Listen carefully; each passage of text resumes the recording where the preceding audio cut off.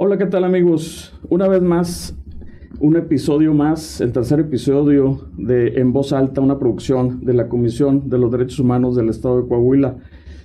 Contentos en esta ocasión, un tema que les traemos muy interesante acerca de la discapacidad y sus nuevos paradigmas, la inclusión y la discapacidad. Y para este tema hemos invitado a una persona muy especial, a una amiga personal y una persona profesional en diferentes ámbitos, pero principalmente en el ámbito de la discapacidad. Ella es originaria de Guatemala. Ella tiene estudios como profesión, licenciada en Ciencias de la Comunicación por la Universidad de San Carlos de Guatemala. Adicionalmente tiene un posgrado en la Complutense en Madrid en género y un doctorado también por la Universidad de San Carlos en Comunicación Estratégica y Social, además de ser activista social, defensora de derechos humanos. Actualmente ella es catedrática y profesora de la Universidad de San Carlos en Guatemala. Pero sobre todo, y lo que podemos hacer énfasis, ella es experta independiente del Comité de los Derechos Humanos de las Personas con Discapacidad de las Naciones Unidas. Hola Rosy, ¿qué tal? ¿Cómo estás? Gracias por aceptar esta invitación y espero que estés pasando muy buen estado aquí por Saltillo. Hola, ¿qué tal? Y a todos allá en casa también un saludo.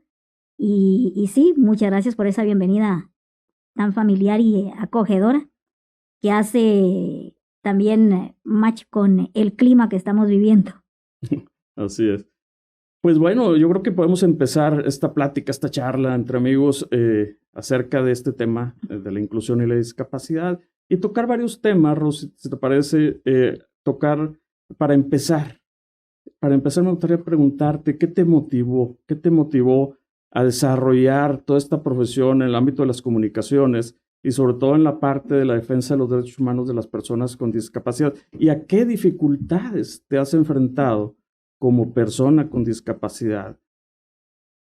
En primer lugar, la carrera que escogí responde también a las pruebas vocacionales que cuando uno está cerrando la carrera de nivel medio previo a ingresar a la universidad, le hacen a uno en diferentes universidades y pues en todas punteaba bastante. Comunicación era el primer lugar, estaban otras carreras como psicología, trabajo social, también estaba derecho o abogacía. Y pues escogí comunicación y no me equivoqué. Y desde que comencé a trabajar en el tema de comunicación, siempre lo he relacionado con los derechos humanos. Llegué a trabajar al Consejo Nacional de Personas con Discapacidad. Fui a abrir el departamento de comunicación porque no existía en el consejo en ese momento. De eso estamos hablando en el 2004 o 2005.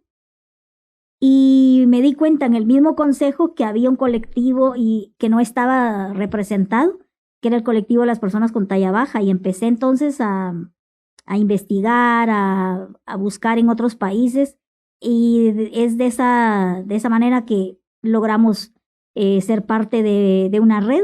De ahí eso me llevó también a ir descubriendo otros elementos importantes en el tema de la discapacidad, como por ejemplo, y que hace juego y hace match con el concepto de discapacidad que la convención presenta, que es un concepto de discapacidad que evoluciona y a la vez que no penaliza a la persona que tiene la discapacidad ni a la familia como tal, sino que es el entorno, ¿verdad? Esas circunstancias o esas pocas oportunidades y poca accesibilidad que hay para acceder a derechos fundamentales como la educación, la salud, el trabajo. Y precisamente, Rosy, quiero dar el primer saque en este tema de la discapacidad, de la inclusión, y mostrar a nuestro público algunos datos duros, algunos datos que tú ya conoces, como que un millón de personas, más de 1,000,000,000, perdón, de personas en el mundo tienen discapacidad. En América Latina, de acuerdo a estadísticas de 2020, 85 millones de personas. En México, Rosy, tenemos aproximadamente 7 millones de personas con discapacidad. Aquí en Coahuila, 150,000 personas. Esto quiere decir que es un grupo no tan menor. Es un grupo, dicen que es un grupo no minoritario. Y en ese sentido, Rosy, sí, muchas veces las personas en la cotidianidad nos encontramos con alguna persona con discapacidad y no sabemos ni siquiera cómo hablarle. No sabemos ni siquiera cuál lenguaje utilizar. ¿Qué opinas tú? ¿El lenguaje importa? Obviamente importa porque lo que no se dice no existe, ¿verdad? Y es una de las luchas que las personas con discapacidad en la historia y en el mundo hemos ido haciendo. Y producto o resultado de eso es que hay una convención internacional, hay un tratado internacional que se logró gracias a la lucha propia de las personas con discapacidad en el mundo y que en un momento determinado los estados se comprometieron, creo que con mucha emoción y con muy poco conocimiento al respecto. Se ratificó en el 2013, se firma en el 2006, perdón, en la convención y se fueron sumando los estados asumiendo compromisos concretos para garantizar que las personas con discapacidad también gozáramos no de derechos diferentes, porque no son privilegios ni estamos buscando como una regalía o algún favor, sino que lo que se está buscando es equiparar las oportunidades, porque en la historia las personas con discapacidad hemos siempre estado subrepresentadas. Y muchas veces, Rosy, cuando preguntamos a la gente qué es la discapacidad, la constante es la ausencia de capacidad. Eso es lo que contesta la gente. Ausencia de capacidad, porque me dicen, oye, discapacidad, pues menos capacidad.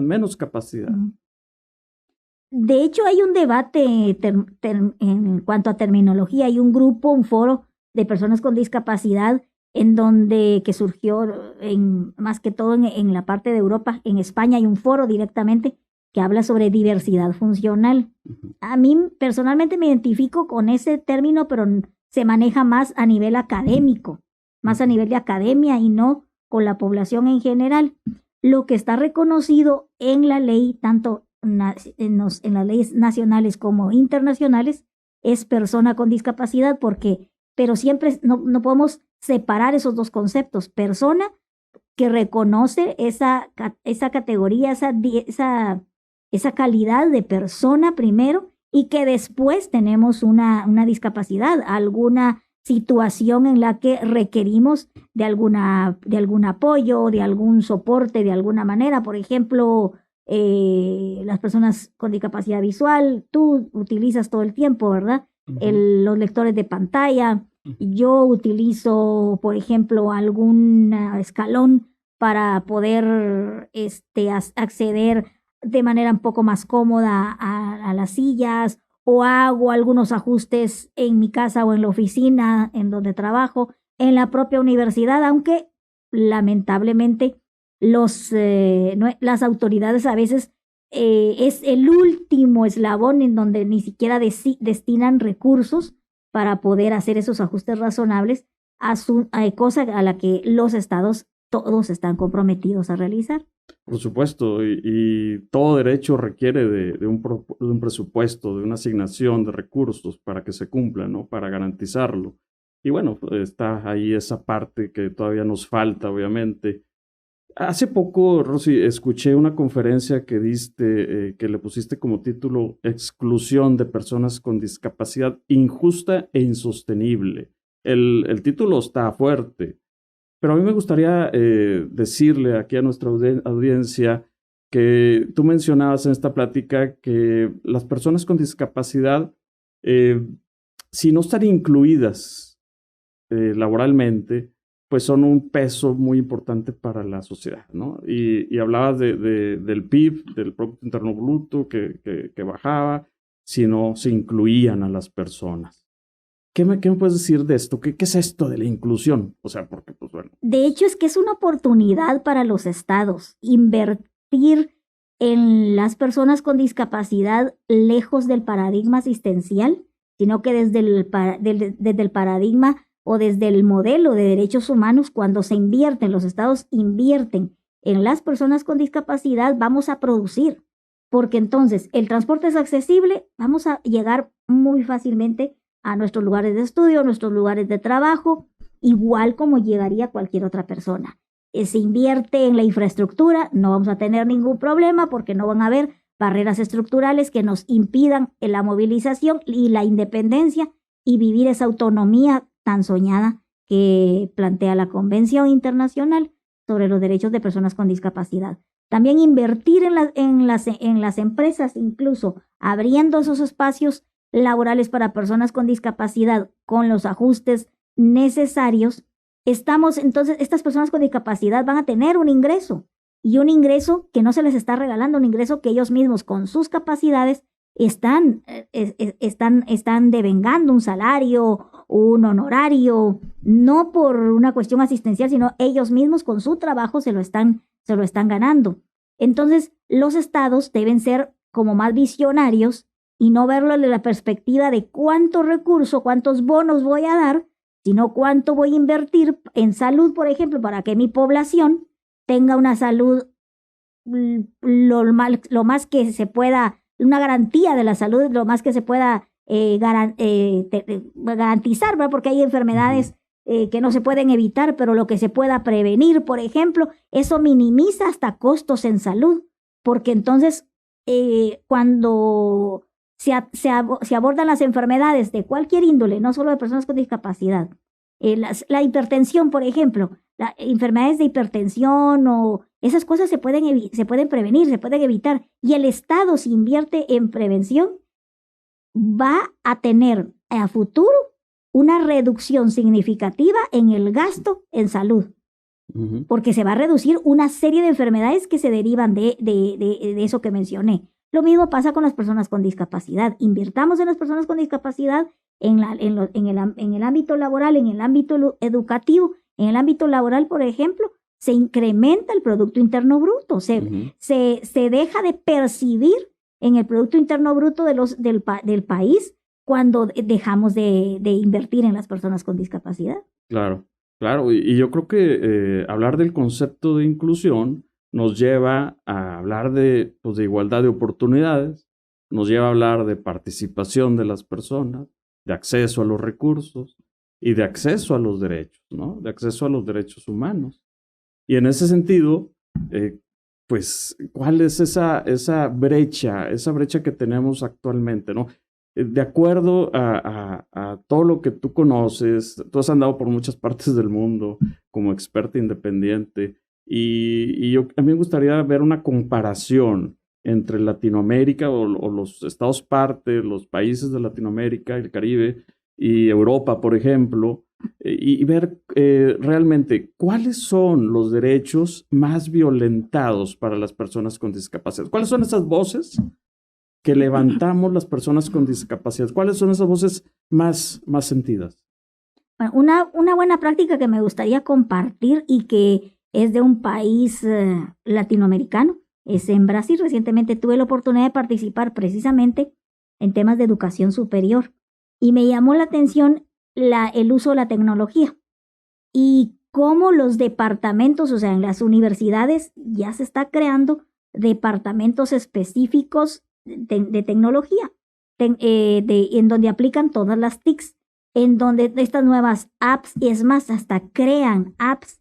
Hay algunas apps que tienen un costo, que no son gratuitas, y ellos están haciendo otras apps con las mismas funciones prácticamente, pero gratuitas, y que las ponen a disposición de todo el personal docente de la Universidad Federativa de Río, por ejemplo. Y lo que me llamó la atención es que buscan o crean esas apps que sean amigables y compatibles con los lectores de pantalla ya existentes. Ahora con la inteligencia artificial, por ejemplo, es una oportunidad para las personas con discapacidad, pero no solo para las personas con discapacidad. Estas tecnologías y de fácil lectura, que sean lo más amigables posibles, van a ser para ser utilizadas por todos, con o sin discapacidad y al mismo tiempo. O sea, no necesariamente crear apps o aplicaciones específicos para personas con discapacidad, sino que en la misma aplicación son tan amigables y accesibles las plataformas, y hasta el lenguaje que se utiliza el Tratado Marrakech, por ejemplo, hace referencia al lenguaje sencillo, a la lectura fácil, esa lectura fácil y ese lenguaje sencillo, irónicamente, les puedo decir, no es solo para personas con discapacidad. Ahora esto es general. Yo tengo alumnos en la universidad, tengo 24 años de dar clases en la Universidad de San Carlos, y hay un proceso generacional interesante, y cuando doy instrucciones para las estudiantes con discapacidad, trato de hacer las mismas instrucciones, son para todos. Y muchas veces los mismos estudiantes que no tienen discapacidad son los que más dudas tienen, son los que más se equivocan por no seguir instrucciones, por no leer, mientras que el estudiante con discapacidad, la misma instrucción, pero yo la redacté o la hice basándome en los ajustes razonables para que tengan más acceso y con una acción afirmativa a los estudiantes con discapacidad. Pero me he dado cuenta que me ha funcionado para los estudiantes sin discapacidad. Entonces, veámoslo como una oportunidad, no como, es otra cosa que tenemos que hacer. No, es la misma, porque eso es lo que el mercado ahora está demandando. Correcto. Entonces, fíjate, la educación, ya me estás mencionando un derecho, ¿no? El derecho a la educación que pues ha sido violentado y que si nos vamos a números, al menos acá en México, estamos hablando que 3 de cada 10 niños, por ejemplo, pueden acceder a una educación regular, por ejemplo, ¿no? Y en ese sentido, fíjate, te tengo una anécdota, Rosy, fíjate que hace poquito quise acceder a un posgrado en Argentina de manera virtual y me dicen, ¿sabe qué? Es que no tenemos las adecuaciones para personas con discapacidad visual. ¿Qué me están negando? El derecho a la educación, ¿no? Entonces, eso es bien importante, levantar esas voces, ¿no? El derecho a la educación. ¿Qué otro derecho te parece? El artículo 24, que es el que hace referencia a la educación, está interconectado con otros artículos, con otros derechos, como el laboral, por ejemplo, del artículo 27, el acceso al trabajo. Porque si no tenemos la formación, si no tenemos el acceso a todos los formatos, a todos los textos en igualdad de condiciones que los demás, vamos nosotros entonces a tener ciertos conocimientos a los que no vamos a poder acceder. Y eso nos pone en otra categoría, nos está vedando la posibilidad de adquirir las cualificaciones que otros sí pueden tener. Hay un caso precisamente de Argentina, yo que tú mencionaste Argentina, un caso interesante de una niña con discapacidad que tienen una figura en donde que ella va a trabajar a su ritmo. Ya tiene la niña 11 años y ya repitió el mismo año 3 veces. Y no, porque es que están respetando su derecho a que ella pueda avanzar a su ritmo, pero al ritmo que le impuso la escuela y las autoridades. Y los papás están luchando porque la niña estudie la jornada completa. La jornada completa es de 6 horas, por ejemplo, y a la niña le impusieron solo 2, porque dijeron los profesores y la escuela que ella no tiene capacidad para estar las 6, que es que la torturaban. Y luego cuando se les preguntó y ya le preguntaron, ya le consultaron, pues que no han consultado nada. Es opinión de ellos porque, que ella se estresa. Son las conclusiones a las que ellos han llegado. Esta niña, si sigue con esa metodología, cuando tenga 50 años va a salir de la escuela primaria, entonces no va a tener acceso ya a los 50 años, menos posibilidades de acceder a un mercado laboral. Claro. Entonces, esto nos lleva a, como dices tú, bien dices, hay una interconexión de derechos, como se marca.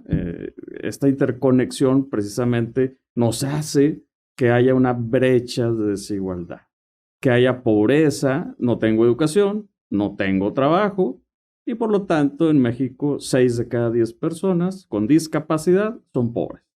Entonces, ¿qué tendríamos que hacer, no? Habría que hacer nuevas cosas. ¿En qué posición estamos las personas con discapacidad, el colectivo de personas con discapacidad actualmente? ¿Cómo lo visualizas tú? ¿En qué situación estamos en América Latina y en el mundo? no somos prioridad de los estados. Eso es un hecho. Y se evidencia cuando se hacen ajustes, porque se asumen políticas de austeridad. Los primeros programas o los primeros planes o políticas que se recortan son a las personas con discapacidad y a las mujeres. Correcto. ¿Verdad? Y siendo, tú dijiste al principio que no éramos una minoría, bueno, estamos dentro del, considerados dentro de un grupo minoritario, sí, pero somos dentro de las minorías el más grande, el más grande. Y somos el sector más penalizado, con recortes presupuestarios. Eso implica recortes también en recurso humano. Y esos son sacrificios que al final seguimos en la historia pagando a las personas con discapacidad, porque seguimos permeando el modelo médico rehabilitador y asistencial en donde la culpa la tiene la persona con discapacidad. Tú no tienes la culpa de ser ciego, ni yo tengo la culpa de haber nacido del tamaño que nací. Claro. Y ni mi familia tiene la culpa de que hayamos que tengamos esta discapacidad. Así. Entonces, alguien me dijo una vez que me quedé encerrada en un banco y no alcanzaba para poder presionar el botón que se suponía que abría la puerta porque estaba hasta el techo. Y todo el mundo me decía, presiona el botón del techo. O sea, lógico, ya lo vi. El botón verde, me decían, sí, porque hasta color tenía, sí, ya lo vi, pero jamás iba a alcanzar. Y nadie se le ocurría desde adentro, no sé, llamar a seguridad y abrir la bendita puerta. Claro. Y entonces yo muy molesta le cuento a alguien muy cercano, incluso familiares, y me dicen, es que ya es tiempo que te adaptes al mundo. Y dije yo, no, ¿por qué tenemos que adaptarnos al mundo? Porque otra vez el entorno es el que nos discapacita. Porque el entorno, entonces, los estados asumen el compromiso real de generar y crear las condiciones para que las personas con discapacidad podamos ser autónomos e independientes. Claro. Y esa exigencia de derechos, pues yo creo que tenemos que visibilizarnos, ¿no? Como grupo, como colectivo, pero hay veces que no concretamos las personas con discapacidad, hay divisiones y demás, y no podemos accionar los mecanismos que debemos de accionar para que pues se nos den esas, pues yo no digo oportunidades, sino para que se nos garanticen esos derechos, ¿no? Para que se nos garanticen esos derechos. Y a la luz, como decías tú, de la Convención de los Derechos de las Personas con Discapacidad, me gustaría que ahondaras más en ese tema de la Convención, porque aquí nuestro auditorio quizás les parezca raro y quizás nunca la han oído. ¿Qué es esto de la Convención sobre los Derechos de las Personas con Discapacidad? La Convención, en primer lugar, no hace hincapié en derechos diferentes a los que la Carta Magna le da al ser humano como tal, desde el hecho de ser persona. Tenemos estos derechos que son intrínsecos, que son derechos inalienables, que son también derechos intransferibles. Y que se ve al ser humano como sujeto de derecho, no como objeto de. Y así es como se ve a las personas con discapacidad. En la Convención, en la primera parte, habla sobre principios generales de la no discriminación y entre otros principios generales. Y la no discriminación la menciono porque cuando se nos excluye de los procesos educativos, que ya mencionamos el artículo 24, estamos de alguna manera también siendo discriminados.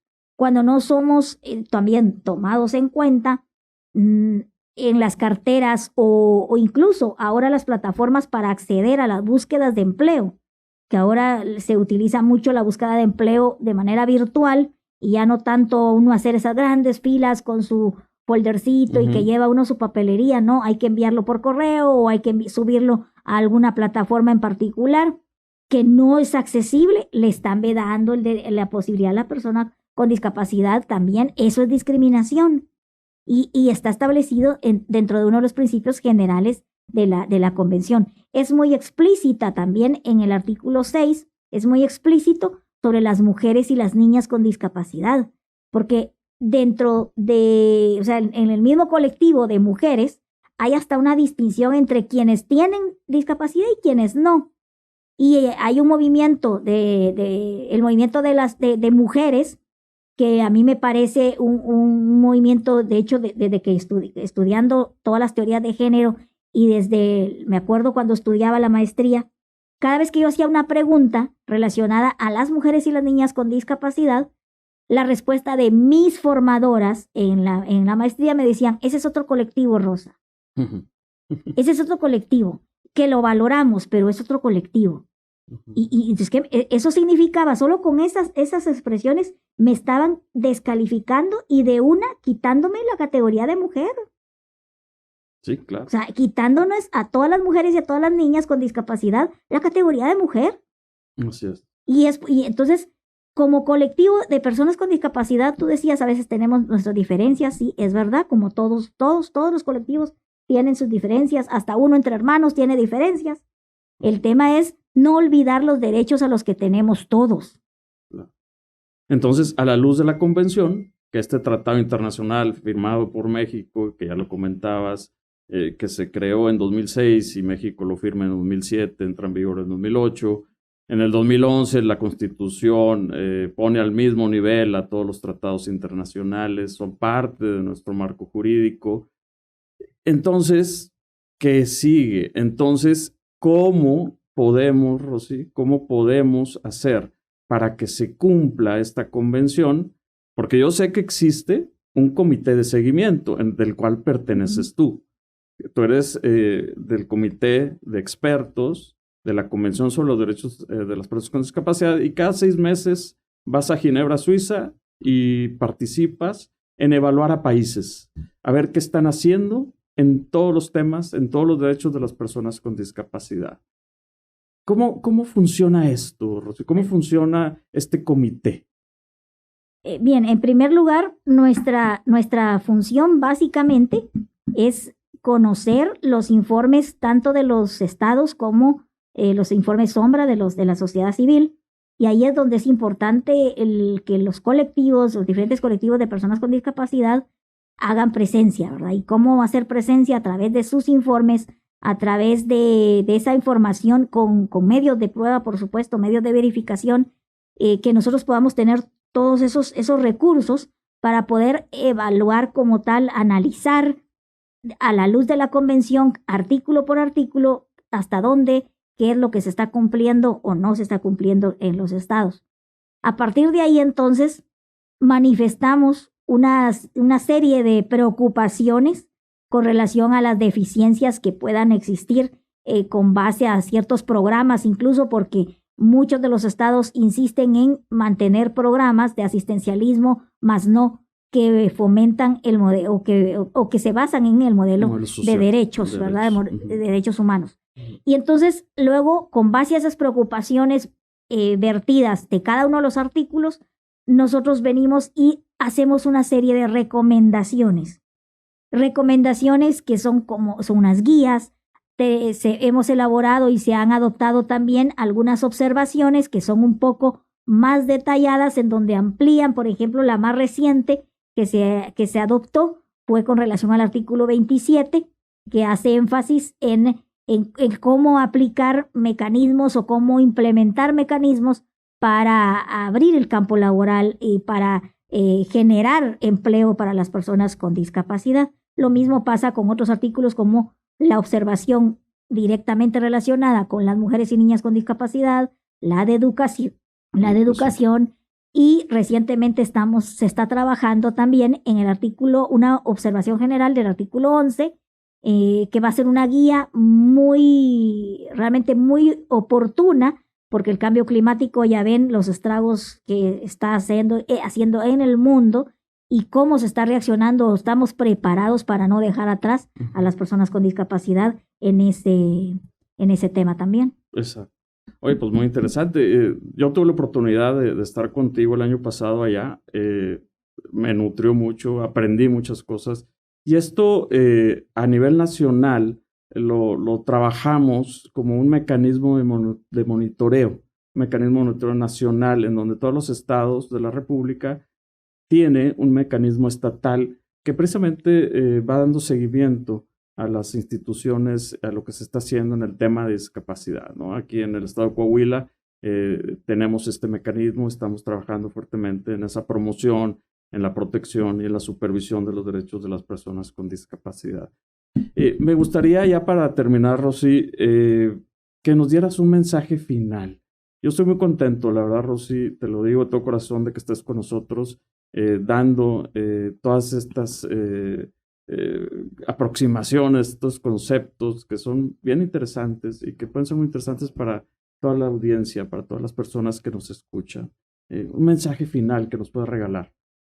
En primer lugar, para las personas con discapacidad, independientemente de la asociación o de la organización a la que pertenezca, e igual también se respeta el derecho de alguien que no quiera pertenecer a ninguna organización, pero como persona con discapacidad puede precisamente aportar también, o sea, y aporta a la sociedad, que no quedarse callado nunca, conocer sobre los mecanismos que se pueden utilizar, conocer no solo la convención directamente, sino otros instrumentos, otros mecanismos que permitan el que como personas con discapacidad podamos ejercer nuestros derechos.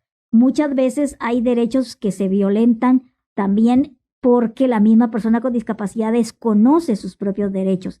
Entonces, que nos empapemos de ellos, que nos empoderemos de ellos y que a la vez, por un lado, mantengamos no solo el empoderamiento de que tengo un derecho, pero también tengo una obligación, y que tengamos esa conciencia para cumplir con ambos, con estos, y equilibrar estos dos elementos.